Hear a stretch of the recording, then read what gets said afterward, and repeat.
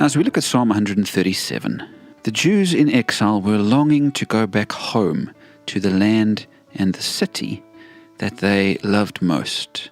In verse 5, we read, "If I forget you, Jerusalem, may my right hand forget its skill." Verse 6, "May my tongue cling to the roof of my mouth if I do not remember you, if I do not consider Jerusalem my highest joy."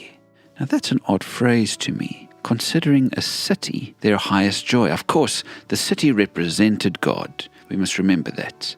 It represented God's kingdom. It represented God's presence to them. And so when Jerusalem was taken captive, it was an unthinkable disaster for the Jews because they thought, how can our God have been defeated?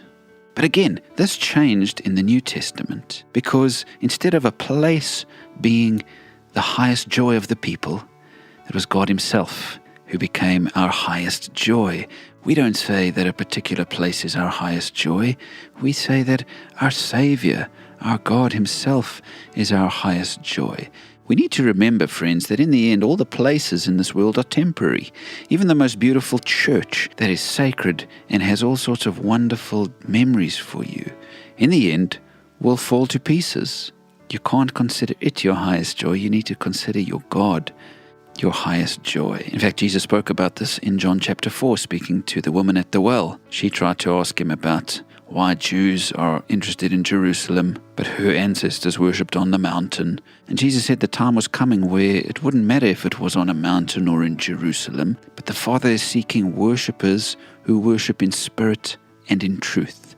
You know what? You can worship in spirit and in truth anywhere. If you're in captivity, in Babylon, whatever that might symbolize in your life. If you're in a jail cell like Paul and Silas, as we spoke about yesterday, you can worship in spirit and in truth. It's not about the place. And so remember that you can worship anywhere. Now, this doesn't mean you mustn't go to church. It doesn't mean you mustn't plug into a community of believers and go to worship with them and all of that. That's important for our growth. But don't value your church building above the Savior. Don't make the mistake that the Israelites did in Psalm 137, saying, Jerusalem is my highest joy. But consider God your highest joy and his people your church.